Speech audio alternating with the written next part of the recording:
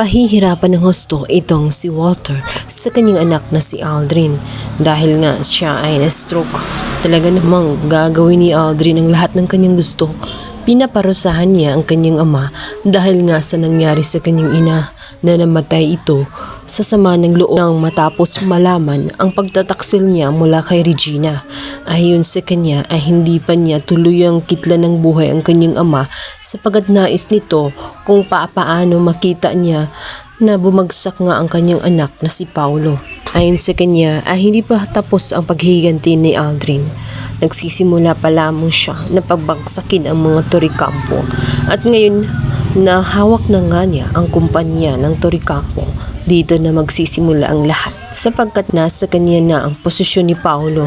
Ngayon ay magagawa na niya ang lahat ng gusto niya sa kumpanya kahit na binalaan siya ni Paolo na ayusin dalhin ang pangalang Toricampo. Sa kabilang banda, lahat ay ginagawa ni Paolo para lamang makalaya itong si Edward.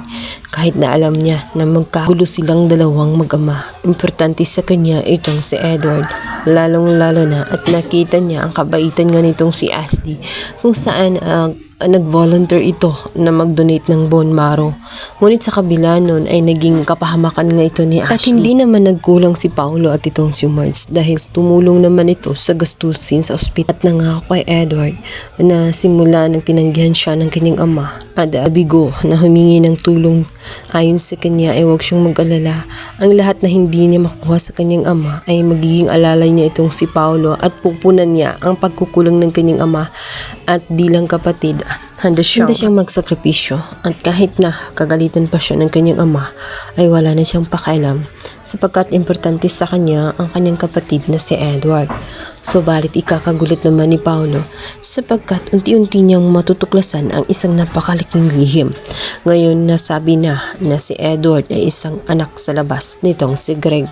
Subalit magugulat siya sa ikukwento nga nitong si Aldrin sapagkat ikakatuwa ba umano niya ang tulungan at maging proud pa kaya siya sa pangalang Toricampo sa oras na matuklasan niya ang isang napakalaking lihim na itinago ni Madam Regina dahil ayon sa kanya hindi talaga si Edward ang anak sa labas. Hindi siya ang bunga ng pagtataksil ni Regina at Walter. Kaya naman sa pagkakataong yun ay mapapaisip itong si Paolo dahil ang tinutukoy nga nitong si Aldrin, kung hindi si Edward, malamang siya ang anak sa labas na itinatago ni Madam Regina. Ang malaking katanungan ngayon ay kung papaano tatanggapin ni Paolo ang masakit na katotohanan na siya pala ang anak sa labas at matutuloy pala pa kaya ang kanyang plano na palabasin itong si Edward o hayaan itong mabulok dahil sa takot siyang malaman ang katotohanan ay siya ang anak sa labas at hindi talaga siya ang golden boy na Toricampo.